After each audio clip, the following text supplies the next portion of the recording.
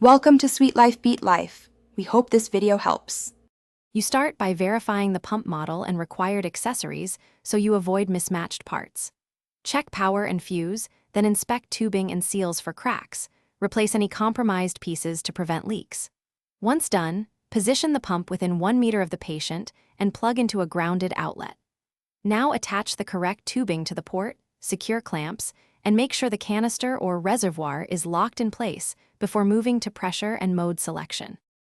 You prime the line to eliminate air because trapped air causes unreliable suction and alarms. Use the device prime function or gravity flush. Watch for continuous fluid flow. Next, select the correct mode and set pressure. Typical ranges run from 80 to 120 millimeters of mercury, depending on therapy. Then program cycle timing so suction alternates appropriately. Make sure the dressing or cuff is secured without wrinkles. Check patient comfort and confirm tubing routing avoids kinks. You complete setup by confirming the pump is running and the display shows expected pressure and cycle.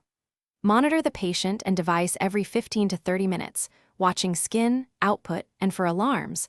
Log volumes and times when you empty the reservoir, ideally before it reaches 75% full. If an alarm sounds, first check for tubing occlusion, kink, or disconnected leads, then verify power and fuse. If that fails, reset the unit per the manual, and call support if alarms persist. Thanks for watching. Consider subscribing if we helped you.